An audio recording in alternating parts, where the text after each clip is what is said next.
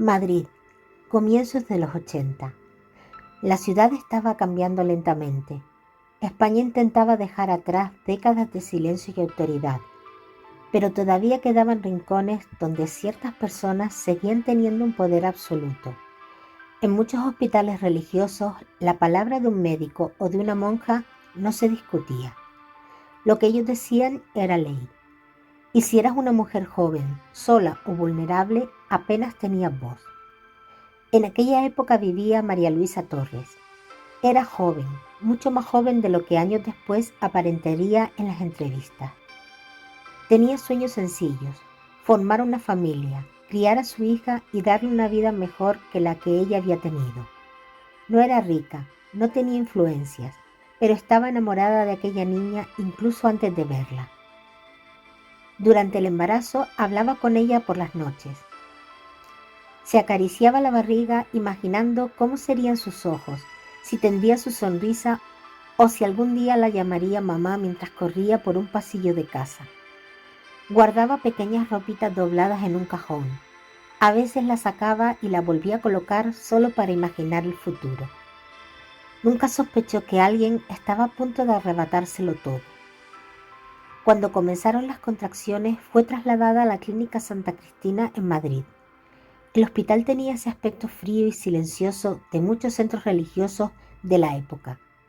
Paredes claras, olor intenso a desinfectante y religiosas caminando por los pasillos con una autoridad casi intimidante. Entre ellas estaba Sor María Gómez Balbuena. Años después, su nombre aparecería en periódicos de toda España relacionado con casos de bebés robados. Pero aquel día, para María Luisa, solo era una monja más dentro del hospital. El parto fue largo y doloroso. Las luces blancas del quirófano la cegaban. Apenas podía mantener los ojos abiertos entre el cansancio y la medicación. Escuchaba voces lejanas, instrumentos metálicos y órdenes rápidas de los médicos. Hasta que ocurrió un llanto, el llanto claro y fuerte de un bebé recién nacido, de una niña, su hija. Aquel sonido quedó grabado en su memoria para siempre. Décadas después todavía sería capaz de describirlo. María Luisa intentó incorporarse, quería verla, quería tocarla aunque fuera un segundo, pero nadie se la enseñó. Las enfermeras evitaban mirarla directamente. Había movimientos extraños, murmullos, gente entrando y saliendo demasiado deprisa. Pasaron minutos, tal vez más. El tiempo dentro de aquella habitación parecía haberse detenido. ¿Dónde está mi niña?, preguntó una y otra vez. Nadie respondía claramente, hasta que apareció una religiosa, Sor María. La monja se acercó lentamente a la cama y con una frialdad que María Luisa jamás olvidaría, pronunció las palabras que destruyeron su vida. Tu hija ha muerto. El mundo se apagó. María Luisa sintió un vacío tan brutal que apenas podía respirar. Empezó a llorar desesperadamente. Suplicó verla. Quería despedirse. Quería cogerla en brazos aunque solo fuera una última vez. Pero todo fue extraño, demasiado rápido. Según contaría años después, apenas le mostraron un pequeño cuerpo envuelto entre mantas. Ni siquiera estaba segura de que fuese su hija. Todo ocurrió en segundos. No hubo explicaciones médicas claras, no hubo un funeral real, no hubo despedida. Le dijeron que en el hospital se encargarían de todo. Y luego intentaron que olvidara. Pero María Luisa nunca pudo olvidar, porque había algo dentro de ella que gritaba que aquello no era verdad. Ella había oído llorar a su hija, y una madre conoce ciertas cosas. Los días siguientes fueron una mezcla de sedantes, papeles confusos y silencio. Nadie quería responder preguntas. Cada vez que insistía recibía evasivas. Con el paso de los años intentó seguir adelante, pero nunca lo consiguió del todo. Mientras España avanzaba hacia los años 90, María Luisa seguía atrapada emocionalmente en aquella habitación de hospital. Cada cumpleaños imaginaba cuántos años tendría su hija. A veces veía niñas pequeñas por la calle y se quedaban mirándolas demasiado tiempo. Cuando esas niñas crecieron y se convirtieron en adolescentes, ella hacía lo mismo. Pero en el fondo jamás enterró realmente a su hija. Había noches en las que soñaba con ella. Soñaba que la encontraba en una estación de tren o en una cafetería o caminando entre desconocidos. Siempre despertaba llorando. Pasaron casi 30 años así.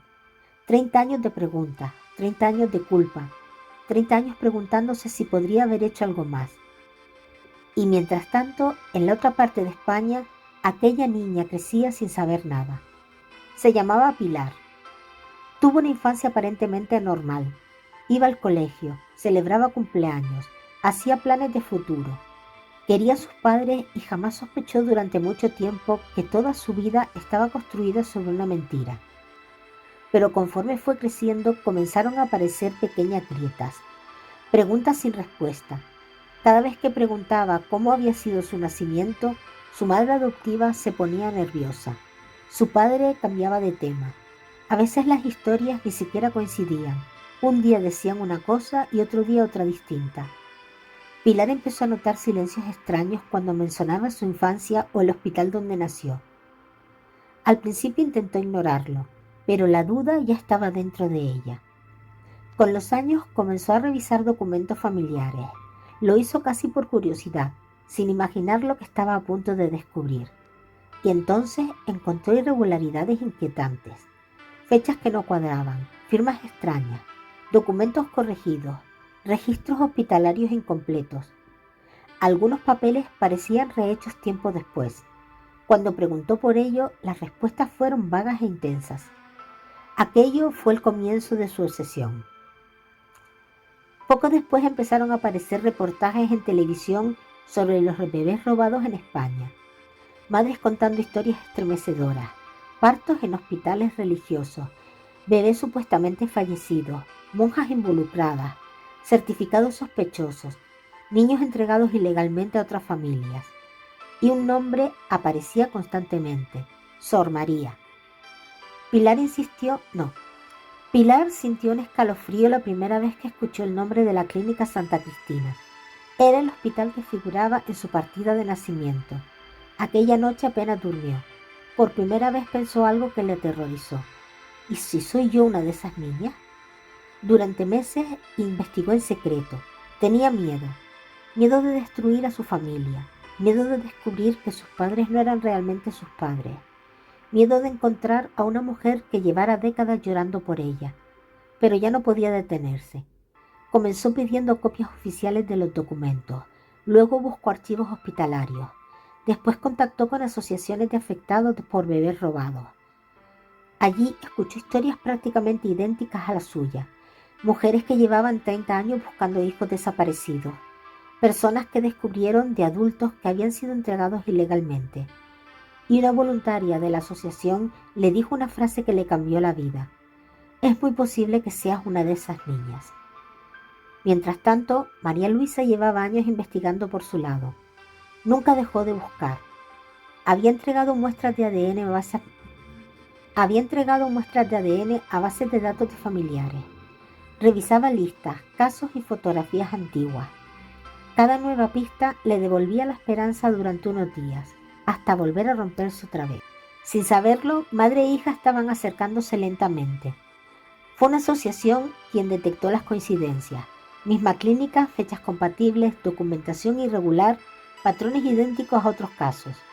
Entonces propusieron realizar una prueba genética. Pilar tenía alrededor de 30 años cuando aceptó hacerse las pruebas de ADN. La noche anterior casi no pudo respirar de la ansiedad. Sentía que estaba a punto de descubrir quién era realmente.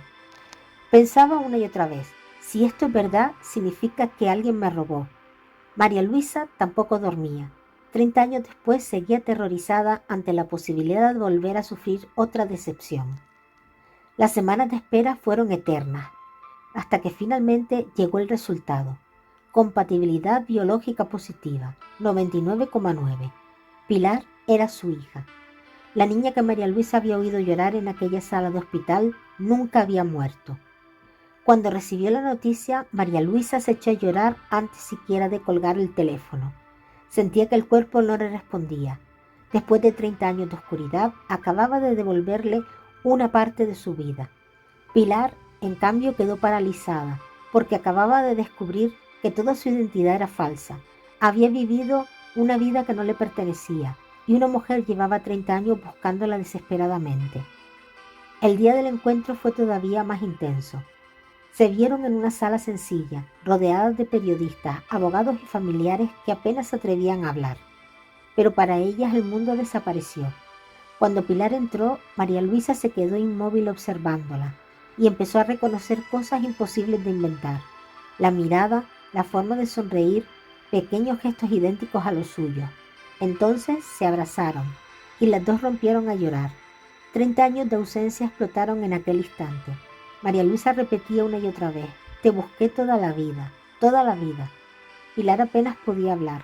Intentaba comprender cómo podía perder una vida entera y recuperar una madre al mismo día, porque aquello no era solamente un reencuentro, era descubrir que alguien les había robado la verdad, les había robado el tiempo y les había robado 30 años juntas. Nunca pudieron recuperar las navidades perdidas, los cumpleaños, los abrazos de infancia, ni todos los años que no vivieron juntas. Pero sí recuperaron algo enorme, la posibilidad de conocerse. Y para María Luisa, después de 30 años creyendo que su hija había muerto en un hospital de Madrid, aquello fue suficiente para volver a respirar. Sor María Gómez Balbuena, acusada de detención ilegal y falsificación documental por la supuesta sustracción de bebés en la Clínica Santa Cristina, pero nunca llegó a ser juzgada porque murió en 2013 antes de celebrarse el juicio. Si te ha gustado esta historia, dale like, activa la campanita y suscríbete a mi canal para no perderte ninguno de mis vídeos. Es totalmente gratis y a mí me ayudas un montón. Hasta la próxima.